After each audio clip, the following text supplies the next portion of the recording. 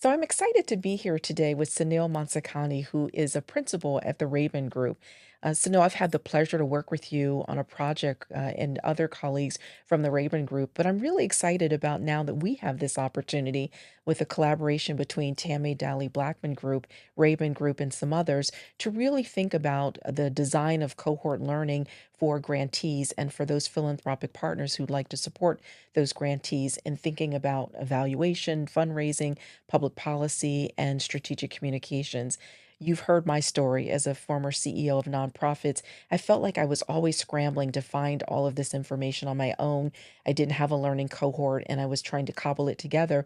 And frankly, I think that a lot of small to mid sized nonprofits really don't know that they need all of these things. Fundraising, evaluation, they know. Fundraising for sure. Evaluation, a lot of times they wish it, but they don't even know that public policy could be of support for them or strategic communications, the difference it is from strategic communications to marketing and so on. So I thought by having these conversations that we get a chance to tell people more about it, and as well as we get an opportunity to get ready for the fun that we're going to have collaborating between Tammy Dowley Blackman Group and Raven Group. So I'm excited to have you here to talk a little bit about your work and help people better understand it. So thank you for being here. Well, thank you for inviting me, Tammy. It's been terrific to work with you and your team up until now, and we look forward to what the future holds. Thank you. Before we even get started, what I think is so important is if you could just quickly describe for people what public policy is. I think that people have a sense of it, but really don't understand it. And in that context, if you could talk a little bit about the way you all do it at the Raven Group. Sure. So, public policy could be many different things, right? It's basically changing policies, laws, regulations at the local level, state level, federal level. And so, the beauty of this is you could pretty much plug in anywhere. I know when I was a lawyer practicing law before going into policy work, and I felt I was making a difference.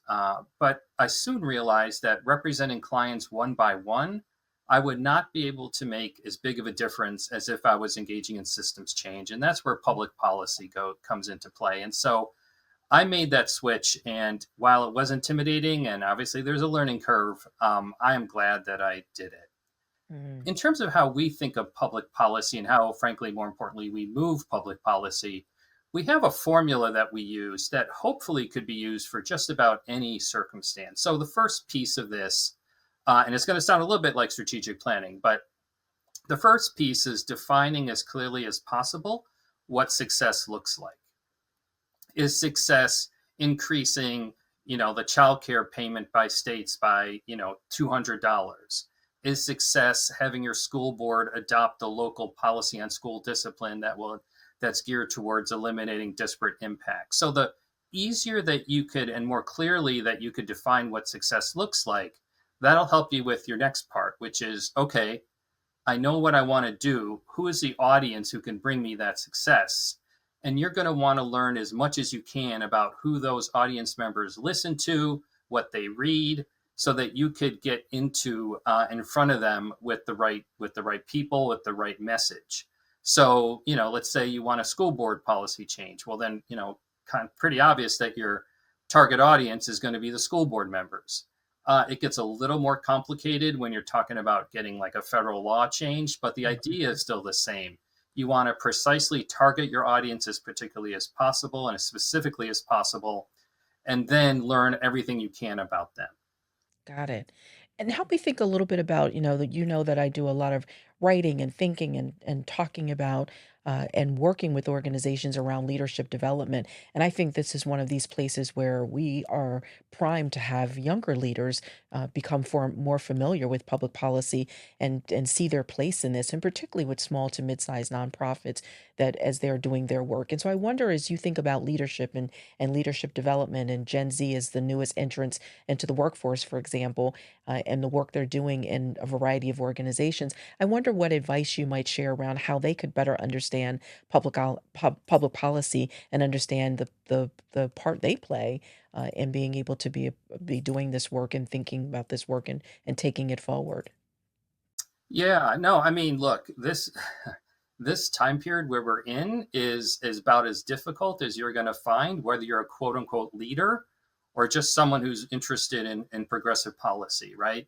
It it just, I've never seen it in my 30 years as a professional. And so for those of you who are moving into this space, the best I could say to start with is, find your people, find your community, because we're all going to need it.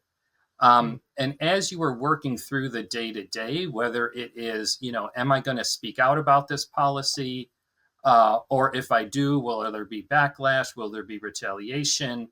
What does my staff think about what I should be doing here? What about my constituents? What about my board?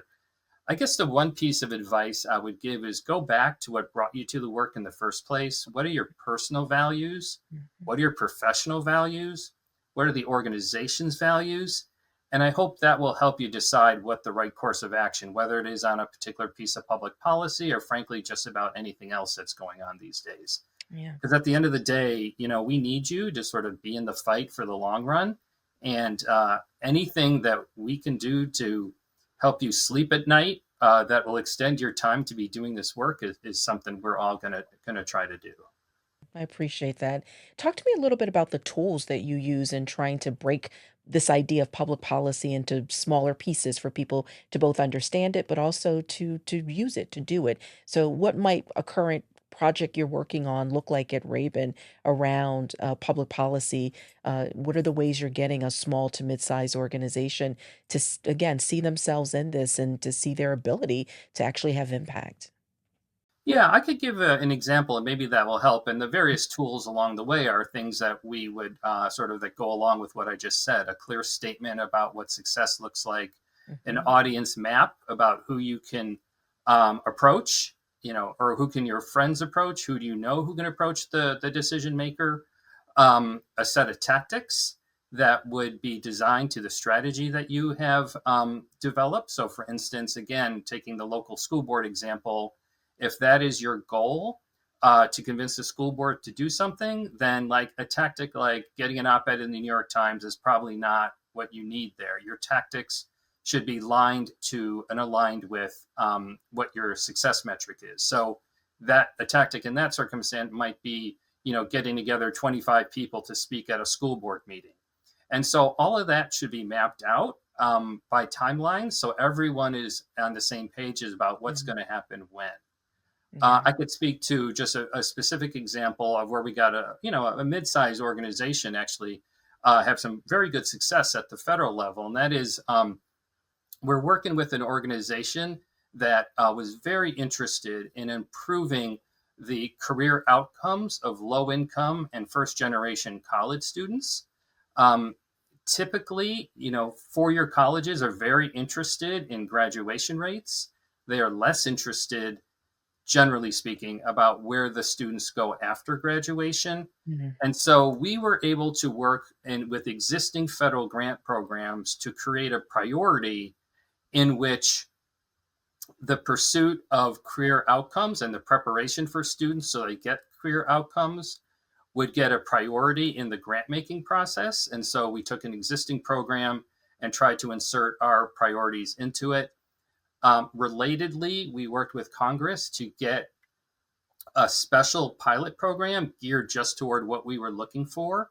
Um, and we were successful there. And I think the reason is the issue that we were pursuing, which was getting low income students to have a solid career post grad or post undergraduate school, was something that the left and the right could agree on, even in this politically charged time. Mm, mhm. And I think again, public policy when done well is what you're pointing to.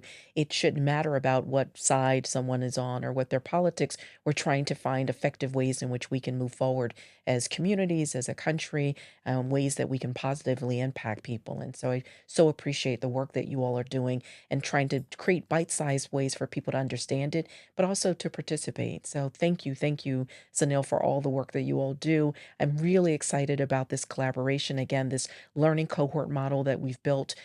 It's the Truss Institute, TRUSS, not trust. And we will have these partners, including Raben Group, and really excited about what we'll get to do and ways in which we can use funders, philanthropic institutions as the catalyst partners, and the ways in which we can impact grantees, small to mid-sized grantees, organizations that are doing some of the best work, but also the organizations that a lot of times are holding us up, doing some of the most important work and are really carrying a lot of the work. So I'm really excited about what we'll get to do together. And thank you for the work that you all have been doing for 20 years. We all benefit from it. So thanks for being here today. Well, thank you, Tam. And again, kudos to you and your team for all the work that you're doing and to putting this institute together. It'll make a difference in a lot of people's lives. Thank you.